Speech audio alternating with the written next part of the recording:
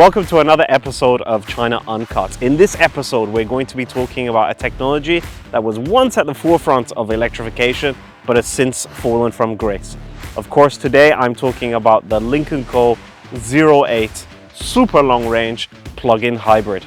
Remember the traditional PHEV? They promised us 50 kilometers of electric range, but in real world conditions, this became 30 or even 20. But this new generation of super long PHEV aims to give us more than 200 on a single charge, and that includes fast charging. So perhaps, after all, the PHEV is back.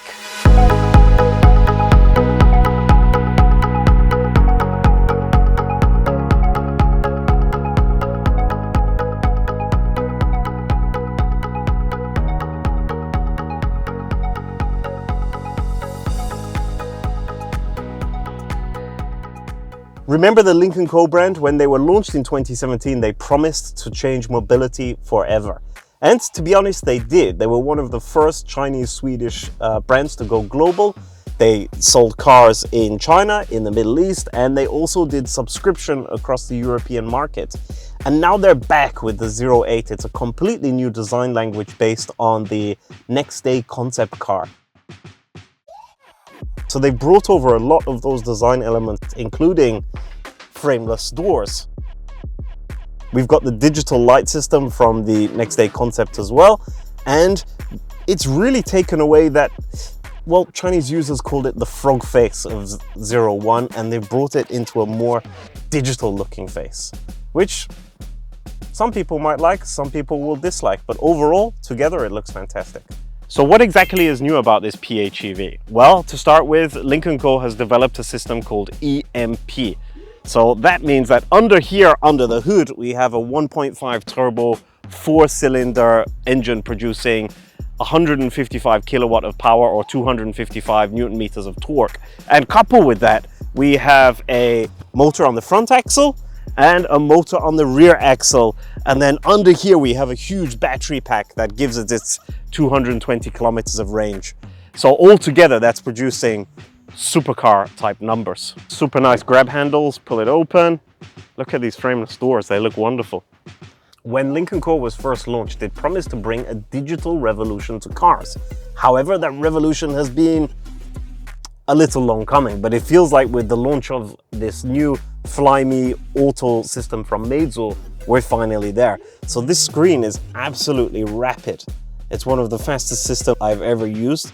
And we've got all of the functions here as well to control the car, to listen to music, to do all of the security systems around the car. But one feature I really like is actually you can have massage here in the car while you're driving. So you've got 7 different modes of massage. So I'm just going to sit here for a little while and have a lower back massage. Oh man, this is comfy. Woo!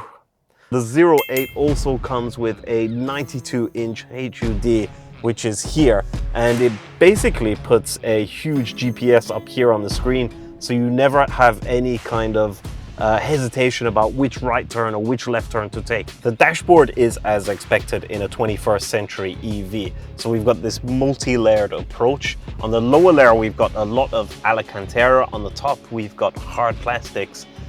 Here, this is actually the vent. We have a vent in here. We also have a secondary vent in here.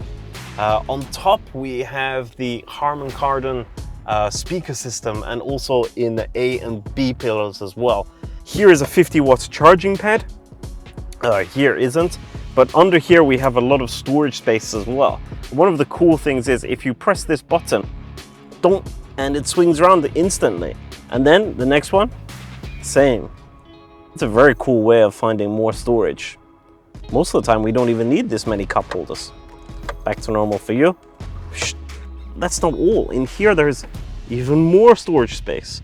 And of course, you've got your 12 volts, your 60 watt USB-C, and your 27 watt USB-C charging ports as well. So there's plenty of space in here.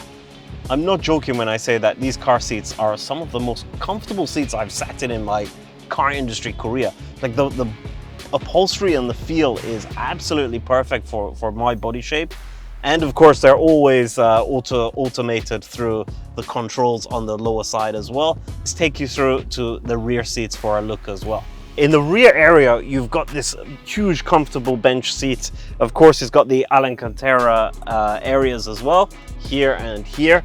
But look at the back space here, because you don't have this tunnel in between. You've got an electric motor at the back, so you're missing that lump that was always here in old gas cars. But it's got so much space, you can literally cross your leg in the back. One thing I'm going to mention is that this side and this side are very comfortable. You've got a massage function built into them, the same as the front, but no air heating or cooling. And in the middle, it drops down into being an armrest, and you've got more cup holders here. Lynk Co have done a really good job at designing this car, but there's some things I really don't understand. First of all, it's this area to open and close the door, but you have to press this digital button to open it first. But if you're in an accident and there's no power, the digital button doesn't work. So they've actually included a mechanical button here too. So basically there's 3 ways to open the door, which is cool, but is it necessary? Why not just put the mechanical button here to begin with? One other thing that I really don't understand, it seems like innovation for innovation's sake, is the glove box. The opening is here in the menu system and it opens, which is very good. But at the same time, there's a mechanical button hidden here, right underneath. Why? Okay, let's take a quick look in the trunk or the boot if you're an American.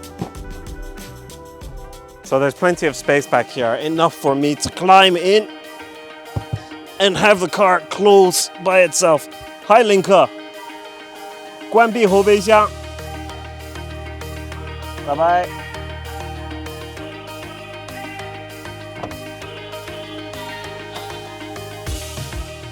Okay, it's very sweaty in here. It's very hot. Let's get it open. Hi, Lynk Co. 打开后备箱。Woo! It's hot in there. But you can see how the intelligence of the car is working. And it's got plenty of space. Hi, Lynk Co. 关闭后备箱。So yeah, that's pretty cool, huh? As I'm driving, I can see the HUD is bringing up all of the speed limits and cameras in the area, so it's giving me a good idea of what's ahead, what's behind me. Now let's talk about the specifics of this car. So underneath here we have the CMA architecture that was developed by Geely Holding Group and Volvo Cars as a way to push for joint synergies. Now this architecture has been used by, I don't know, millions of cars by now, like XC40, Polestar 2, Geely Xingyue, etc, etc, etc, etc. And they've all got fantastic pedigree.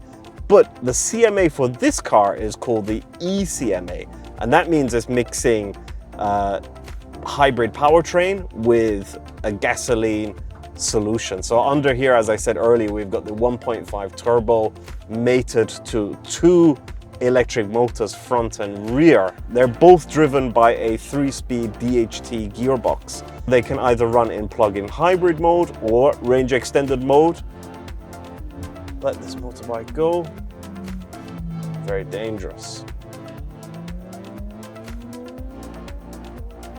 So the 3-speed DHT allows us to run in 3 different modes. You've got pure electric, you've got plug-in hybrid, and you've got range extended. So 3 very different ways of getting about town.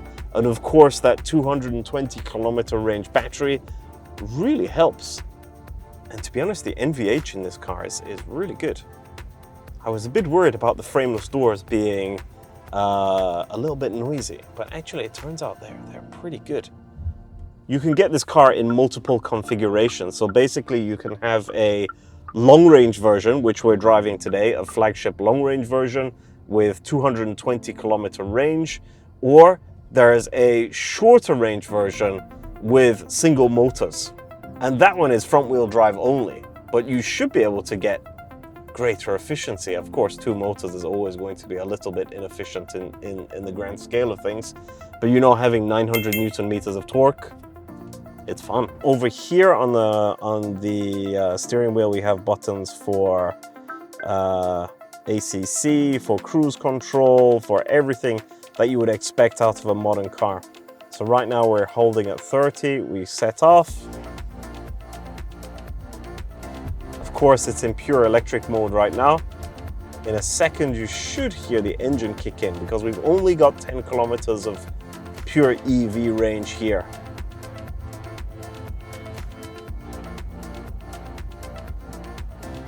The cameras are already detecting there's a guy on the bike, there's a guy sitting down, they're popping up here on the screen. So it's very cool to watch. This car makes lots of noises. I like the indicator, it's very clunky. It's got lots of personality. So in low speeds, we're basically all in electric mode. And once we get up to speed, let's pass him, 900 meters of torque coming out.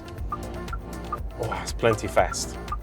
You know, even though this is essentially a plug-in hybrid, it's basically like driving an EV. So we've taken away all of the range anxiety and replaced it with convenience. PHEVs traditionally were always the worst of both worlds. They didn't save that much electricity, they didn't have a lot of range, and to be honest, they kind of used a lot of fuel when they were empty of electricity. But this is a completely new way of looking at how a PHEV should work. We've got that super long range, but at the same time, we've got access to fast charging. That was such an important thing on old PHEVs. They were so slow to charge, they were pointless almost. But now we've got DC fast charging, and we don't have any range anxiety at all. Basically, this thing on a full tank and a full battery will do a full 1,400 kilometers. You could go from Beijing to Shanghai without stopping if you wanted to.